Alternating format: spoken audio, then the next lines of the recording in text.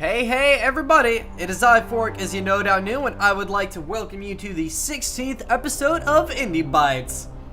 Our first game today is The Fall by Over the Moon. This is a side-scrolling, atmospheric, point-and-click-ish, shooty, not so much shooty puzzle game. You play as Arid, the AI in this suit that's about to have a bad day. Pretty bad day.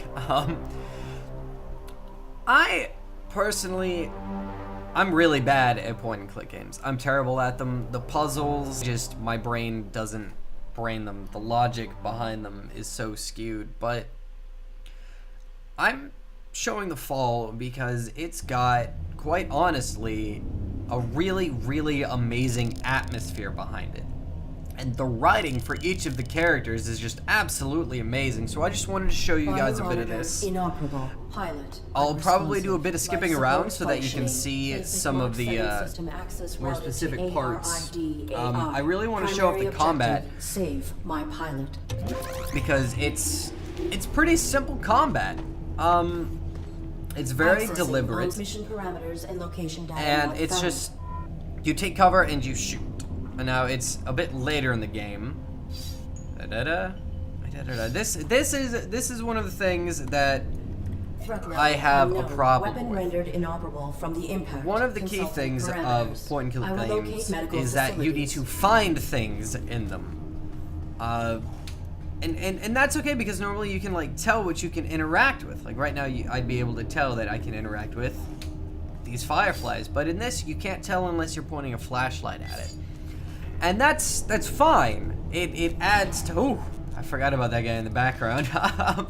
It adds to the whole atmosphere of it, but it's still, it kind of falls short. And a lot of the puzzles in this really require you to pay attention to your environment. Like there's a puzzle later on where you can only tell what's going on by looking up. Like this one here. You have to come back here later to do this part, but we will go ahead and, oh, we need the networking module. Okay. It's also got a bit of a Metroidvania thing going on. My networking suite. Attempting internal activation. Oh yes. The Metroidvania thing that I was talking about. As you progress through the game, you will unlock abilities. And there are a lot on here. Well, not a lot, but quite a few. So you try to upgrade it and you can't because the suit AI doesn't have enough, doesn't have quite the clearance for it. But I want to talk about this menu real quick. The UI in this game, I think they did absolutely fantastic. They did great with it. I like how it really it's designed like a sort of a BIOS or a DOS prompt or something like that. It's really cool, and I like how at the bottom it's got the operating parameters. Subsystem access requires and those, authorization. back on topic of the writing, those operating parameters, if I could find a way to just bypass the lockout, they define Arid's Arid's personality, as it were. I really like how they wrote her. Okay, and some of these puzzles, like I said, are ridiculous. But her operating parameters really define her in that, how can I put this? She's very robotic. She's got a human passion, but a robotic drive, robotic reasoning, and robotic dedication to sticking within her operating parameters. She wants nothing more, and I say wants, and she's a robot, but it comes across that this is what she wants to happen. So we need to interact with this thingy, and I'm spawning some puzzles to deal with it. But she's very devout in the fact that she needs to do X and Y and thing. And I think that's really cool about her. A lot of what goes down very soon is spoilers, but I just want to mention that the writing in this game, from me, is the writing and the atmosphere are really what make this. I'm gonna go ahead and jump ahead so I can talk about the combat, and I'll see you guys in a couple seconds. Okay, so I now have a working weapon, and I have triggered the robots, and they're gonna try to come and kick my buns. All right. So This is the combat. Hide and cover. Say hide and oh yes, blah blah blah. And this is going to happen. Deny compliance. Okay, and there you go. Cover. It's an in and out combat system. You're in cover. And oh come on. And then you're out of cover and you bust dudes' heads. Very simple, very nice, almost Soulsian in its simplicity. Some other things that I wanted to mention about this game are that as it goes on, it gets significantly creepier. Lots of creepy, eerie things going on. Can't wait for my shield to regenerate, and it's so creepy. It's just bodies and just the writing, everything just really melds together. The sound design only helps the situation. There are noise cues for pretty much everything. The only real downsides to this are this awful platforming, and I feel like it's really held back by the flashlight. Like maybe, I mean, I'm a robot. Maybe if they had me use a scan visor or something, it would have worked better. I really think that would have fixed it. As it is right now, it's really, really easy to miss something and end up going back and forth forever. But that's it. This is the fall. There's a lot more to it, like takedowns and atmosphere and goodly goodness. So I highly recommend you check it out on Steam for $9.99 unless it's on sale. All right, I'll see you guys in the next game. Alright everybody, this is our second game of the day. This is Gauge by Etienne Paurin. And this is the game. You want to keep your bar as close to the end as possible. The closer to the edges it is, the more points you get. And this game is all about points. My lives are my score multiplier, so that ×5 you see on the top right there.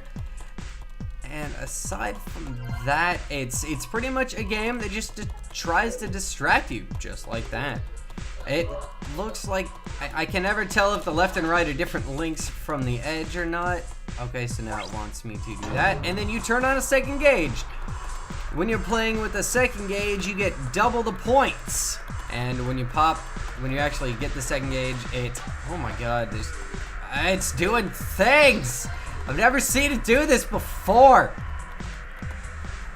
Mother of goodness gracious. This is pretty much the whole game. It tries to distract you and keep you from getting 6 scores. But I'm not gonna let it! Oh, come on. I'm not gonna let it ruin my 6 scores. I got the sickest scores. Oh, goodness. And this, like I said, this is pretty much the whole game. It's addictive, it's fun, and it's hard. It takes a lot of practice to really get in this game, and I'm surprised I'm lasting this long. Oh, there he goes. This is so much fun, though. I gotta tell you, this is one of those games that I could play for a very long... Why'd I get tiny? I could play this game for a long time, and I've been playing it for a long time. For a couple hours now, I've just been going at this. And that's just today. If you're into this kind of game, I highly recommend you check it out. The soundtrack is awesome, as you can probably tell. You may have assumed that this is the kind that I would have liked. Oh man, this is something that you could really easily just play when you're waiting on somebody to join you in the game, or sorry, I've got a scratchy throat today. Waiting for a video to render, perhaps. If you know, I mean, I do. Come on. Ah! Okay, and get... Oh, second gauge. Alright. I really want to get a top... This is actually my top score. I don't know if you believe in top scores or not, but this is my top score. And I think you should believe in top scores. Second gauge. Come on. Come on. You know... There it is! Game over! He's having a good time with me. As you can see, the game has A leaderboard. This opens up a Steam Workshop page, probably for player stats.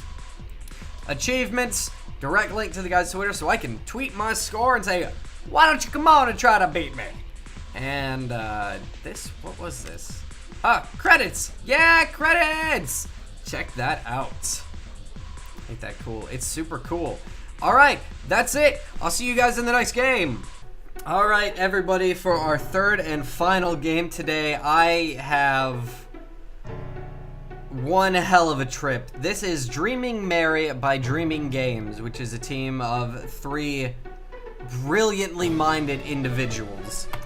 I cannot say too much about this game because this is one of those things that is strongly emphasized on story, and one of those games that I feel you should experience on your own for the first time. I am only making this so that I can tell you, hey, go play this. Go look at it, be inspired, be creeped out, be terrified, and play it forever. I have played through this once, and then I did some research on it, and it just made it even more amazing. Reading through the game's main page, you find that there are 4 endings in total. They highly recommend that you play this. Oh, my volume's too low. Hold on a second. Alright. They highly recommend that you play this through with headphones at a decent volume. And I can't right now. I'm sorry. This game is just so creepy. And you play as this girl, Mary, who is dreaming. And it's about going through your dreams. Really, I can't say what it's about, but it starts off extremely charming, and as you go on, you'll realize things, and connections will be made, and the music is just so perfect, and the other endings that I haven't even experienced. I just went straight through the game. I didn't look for any extra stuff or anything like that. I just went straight through, and I was creeped out, but it turns out that there is a way to actually get to a more creepy side, and I want to go check that out. I don't want to do it on here though, because you're not allowed to see it. I'm just showing you the basics so that you can sort of get a feel for, so that you can see the bright side of things, I guess is how I should word it.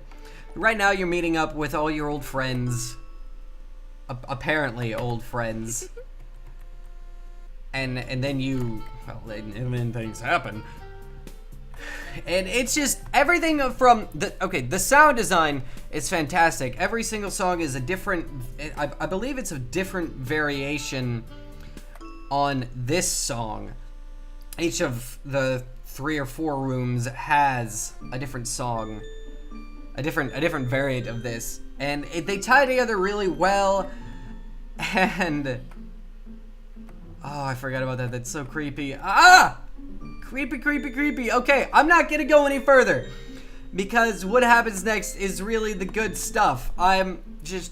Please go check out this game. It's Dreaming Mary. It's by Dreaming Games. There's a link in the description. It's free, and you should just play it and be terrified. Do be warned, there is what some people would consider triggering content. It's definitely got extremely mature themes, and it is not, if you have an anxiety issue or something like that, you shouldn't play it. That's all from the game creators themselves, so I would trust their judgment. It made my skin crawl. It creeped me out. So that's it. Thank you for joining me on Indie Bytes. I've been Fork, and I will see you guys next time.